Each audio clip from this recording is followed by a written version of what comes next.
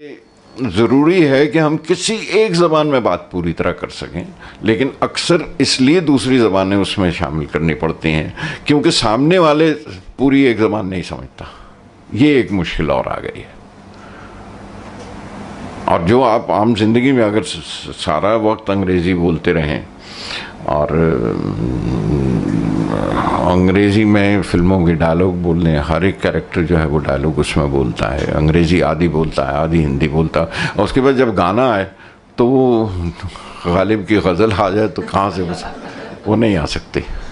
तो इसलिए वो गानों में भी शामिल हो गई, वो 2 भाषाएं या 3 भाषाएं, या गानों में भी जैसे अंग्रेज़ी के लफ्ज़ में इस्तेमाल करता हूँ उस किरदार की वजह से, कैरेक्टर की वजह से, कि जो कैरेक्टर बोल रहा है मेरा गाना उसकी ज़बान के साथ मैच होना चाहिए, उस वजह से वो आ जाता है। आपको ये गाना म्यूजिक पहले आता है या पहले आपके लफ्ज़ आते, कैसे होता है हर बार? नहीं, ये शुरू से ही सिनेमा की ट्रेडिशन है, ये रवायत रही है कि पहले तर्ज आता है, पहले धुन आती है, उसके बाद उस पर गाने लिखे जाते हैं। ये आज से नहीं, ये साइलेंट पीरियड से वैसे है।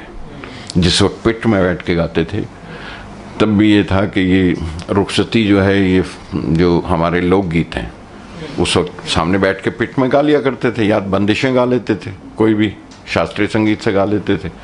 तो वो जिसे कहते हैं आप बहुत पॉपुलर हो गई, बहुत हिट हो गई, वो धुन तो या वो बजाया करो, वो गाना सुनने के लिए आते हैं लोग, देखा है हमने। उसका ताल्लुक कुछ उससे नहीं है, जो विजुअल्स हैं आपके साथ, उसके साथ कोई ताल्लुक नहीं है। पर बीच में वो एक भैरवी में रुखसती आती है, उसमें एक देखा है कि कोई जा रहे तो उसमें रुखसती का वो, तो लोग उसके लिए आ जाते थे। तो उनका पर वो तो जो लोकगीत है उसमें एक ही अंतरा है, वो तो हमें तो इतना ही याद है। इसे तो मुंशी से लिखवाओ ना, तो उसे लिखवाओ, तो उस धुन के ऊपर लिखवा लिया करते थे। जो धुन आम फहम हो गई या पॉपुलर हो गई उसके ऊपर तो लिखवा लेते थे। तो पिट में भी वैसे ही बजाए जाते, तब भी धुन के ऊपर, तर्ज के ऊपर लिखाए जाते हैं। बच्चों का गाना देखो आप, लकड़ी की काटी होगा तो जंगल और दूसरा वीआईपी अंडरवेयर बनिया। जी हाँ, ये तो गाने के बाद नहीं, लेकिन फिर भी वो नहीं उस हाँ नहीं, इसलिए कि वो मीटर में वो रिदम दे दिया था उन्होंने, रिदम ले लेते थे, किस let's come to the beat, ज़रा इस चाल पे कोई गाना लिखा जाए, इस चाल पे बनाया जाए।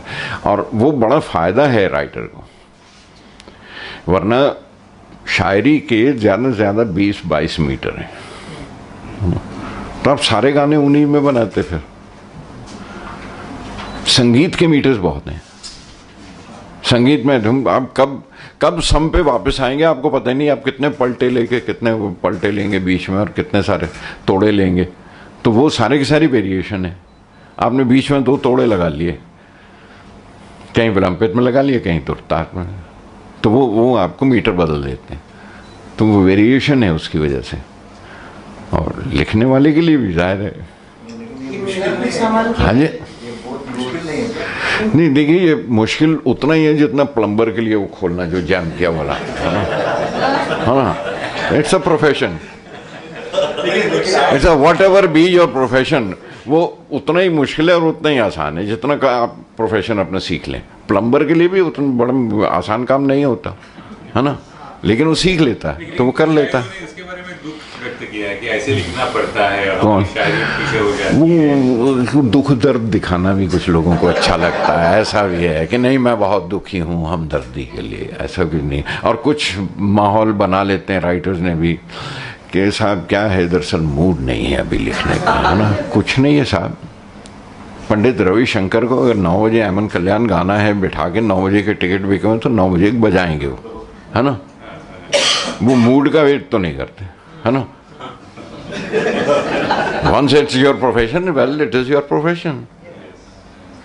आपको डेट्स मिली, आपको शूटिंग करनी है, तो आपको you can't wait for it, नहीं अभी तो मैं सीन नहीं लिख सकता, अभी कैंसिल कर दो, ये नहीं हो सकता।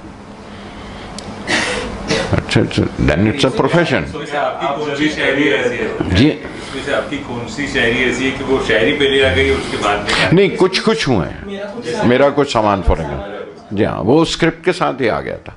ऐसे कुछ हैं, वसंत दादा अक्सर वर्ड्स के लिए कह दिया करते थे, तो ये था कि भाई एक मुखड़ा दे दो कोई बना के यार, तो तो उस पर बना देते, तो फिर अंतरा वो खुद बना लेते थे उसके ऊपर, उसको जब उपज आती थी उसके साथ साथ तो अंतरा बदल जाता था, तो वो फिर आपको ट्यून पे लिखना है, मुखड़ा आपने दे दिया तो अंतरा फिर उनके साथ कह दिया।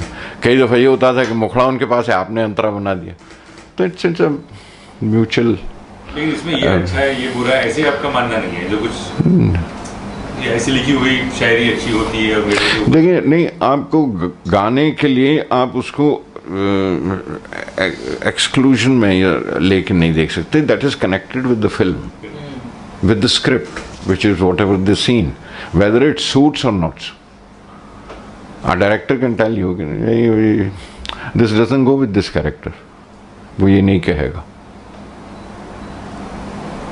मतलब उसके साथ it's connected, so you can't see it. Song की आइडेंटिटी अपने आप भी बनी रहे और वहाँ पे भी, that's your fun, that's up to you how you can do it. मैं बीड़ी जलाई ले, otherwise I won't write unless it is there on the screen. अब उस जगह पे मैं अगर लगाऊं मोरा गोरा अंग ले ले, तो ना तो ठुमका ले सकेगी ना नाच सकेगी, है ना, वो कुछ भी नहीं कर सकेगी। So then it has to go with that ना। उसमें क्या शब्द था ना, वो एक अंग्रेजी नहीं, हाँ वो एक सेकंड बेटा, वो लड़की पंजाबी है, कानपुर से आई है, बम्बई में आई है वर्ल्ड मिस वर्ल्ड बनने के लिए, और उल्टी सीधी अंग्रेजी बोलती है हर बात में, है ना वो कैरेक्टर। तो इसलिए वो बीच में गाने में कहती है, पर मुझे आंखें भी कमाल करती हैं, पर्सनल सवाल करती हैं, तो उस कैरेक्टर के साथ है वो बेवजह नहीं आया उसमें, वो जानबूझ के किया हुआ है। उसी शब्द ने वो गाना कमाल कर दिया था। बस वो पहुंच गया, वो लग गया। हाँ, वो मुझे जगजीत कहा करते थे अक्सर, जिस तरह की गज़लें मैं लिखता हूँ, तो उनके दो एक एतराज़ थे ऐसे। किसी ने असिस्टेंट ने आगे कहा उनसे कि साहब ये एक कपलेट के दो मिसरे होते हैं, ऊपर की लाइन पूछे जाए, या दो मिसरों में कोई कनेक्शन तो होना चाहिए ना।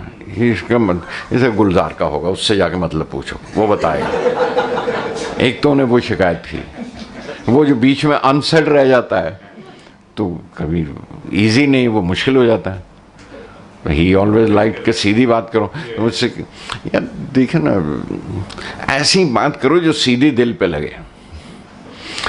मैं बड़े निशाने मारता हूँ, एक नहीं लगता तुम्हारे दिल पे, मैं क्या करूँ।